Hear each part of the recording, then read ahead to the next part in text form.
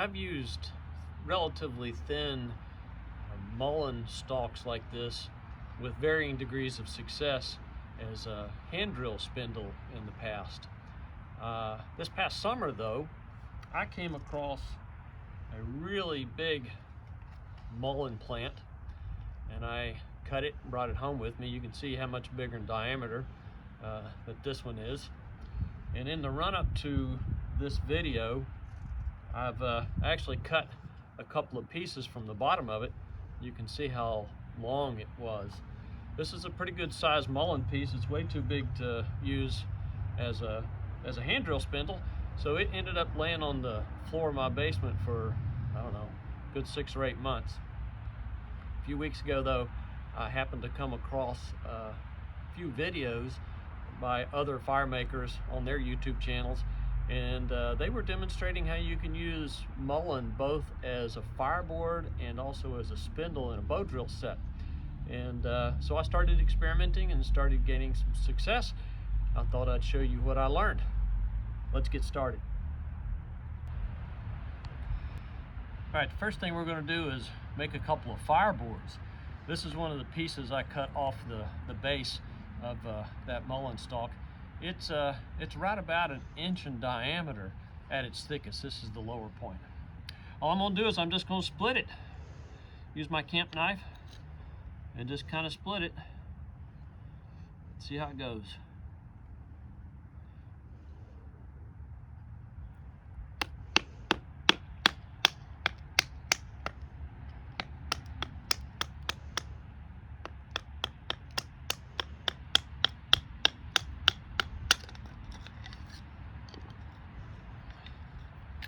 One of the nice things I found about mullein is it splits really well. Once you get it started, it splits right down the middle, easy peasy every single time. Now I have 2 fireboards that I can work with. And that's all there is to it. No more processing is required. This is it. That's the fireboard. Let's go on to the next step and talk about the spindle. I've used mullein and other thin-walled wildflowers in a few of my other videos, and I'll put links to them down in the description. This is a mullein spindle that I made some time ago, and I'm just going to go ahead and use it since I've already got it made. Let me show you how it's put together. So mullein is a fairly thin-walled wildflower material, and it's difficult to press down on the top with a thunderhead in the usual sense. So what I do is I take a stick. This is just a stick I picked up out of the yard, and I put a rather sharp taper on one end and stick it down into the pith center of what ultimately will become my spindle, and then I put a rounded blunt in on the other side. I wrap some cord around this little plug to keep it from sliding too far into the spindle when I'm working on it and pressing down on it. And also to keep the spindle from splitting under pressure, I wrap some more cord around up at the top. That's all I do. Just take a stick out of the yard and put a sharp taper on it and a blunt taper on the other end, wrap it up. This part right here keeps it from going in too far, and this keeps it from splitting, and that's my spindle. That's all there is to it. It takes just a few minutes to get the spindle prepared. So let's move on, see if we can get some smoke. All right, here's a piece of that split mullein that I'm going to use as my fireboard. Here's my spindle. Now, if I was working with making a regular bow drill set, next thing I would do is I would carve a divot with my knife into the fireboard. But the mullein is so soft that, and it's got a pith center, that doesn't really work very well. Instead, what I do is I just take my spindle and I press it into the fireboard, and I start kind of seating it. I'm not really carving a divot, I'm just kind of seating the spindle into the fireboard, and I'll work that around for just a few minutes, a few seconds I guess, until it seems like it's going to seat real well. You can see that I've just sort of seated the spindle into the fireboard, and that's good enough. That'll allow me to do a burn-in next. One thing I've found that helps at this point is if the spindle and the fireboard are roughly the same diameter, that helps with this particular step.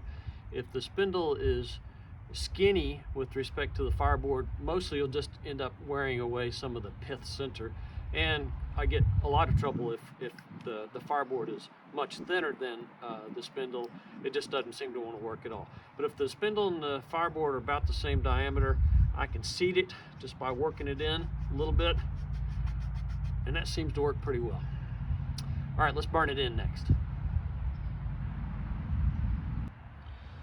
All right, now that I've seated the spindle in the fireboard, kind of worked it in a bit, I want to burn it in.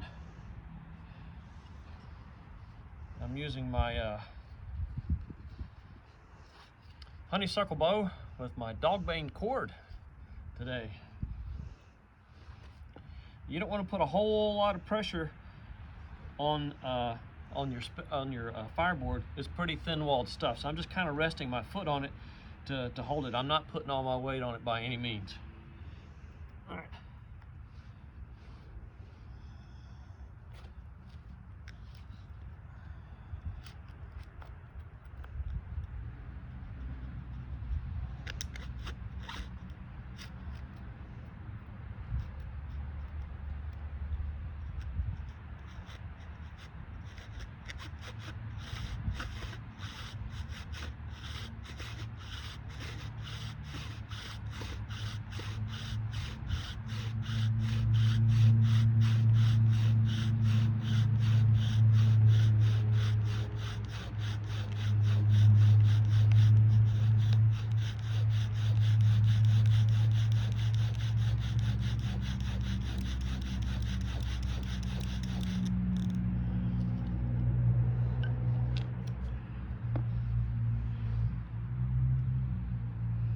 That's good enough.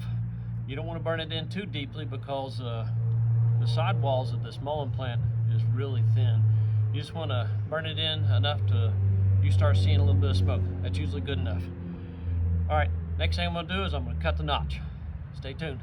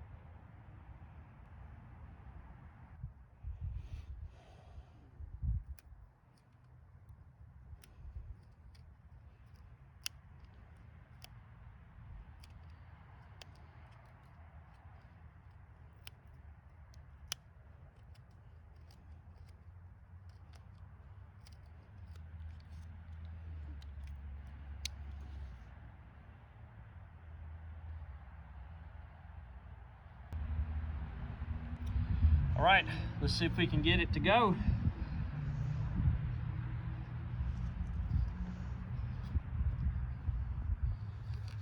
I'm using a walnut husk as my thunderhead. I cut a little tiny divot in the center on the inside of the walnut husk so that the tip of my little insert in my spindle seats nicely. Again, don't put a whole lot of pressure on this fireboard. You don't want to break it. Just kind of hold it gently with your foot. Don't put all your weight on it.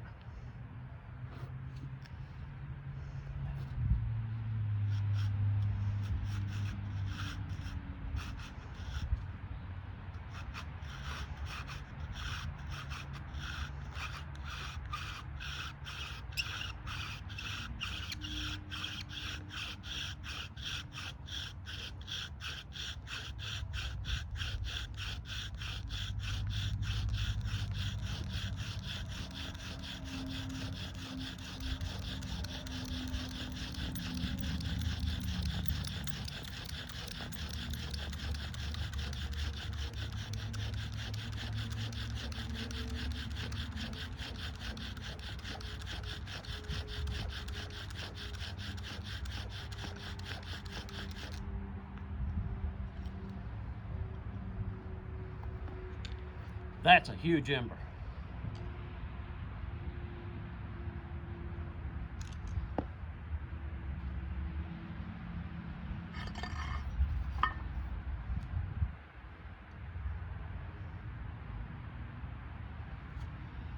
That is a big ember.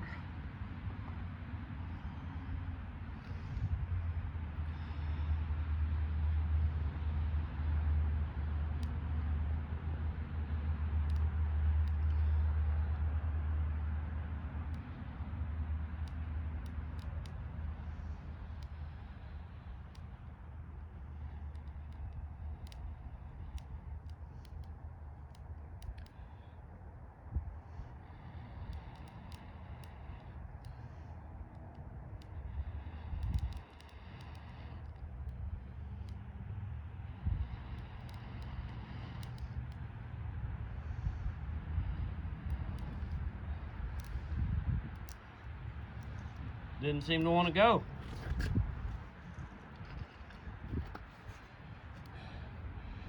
It's just a little bit above freezing today, and I sure do wish I had a bigger fire to sit beside, but that'll do for now. One last thing I'll say is, for each little divot that you put into the fireboard, you pretty much only get one try. After that, you've pretty much burnt all the way through it. So I doubt I'll get another ember out of that spot, but it looks like I probably got room for 7 or 8 for this little piece of fireboard, and that's probably about 8 inches long. All right, folks, Mullein works both as a fireboard and spindle. Hope you'll give it a try. Thanks for watching. See you next time.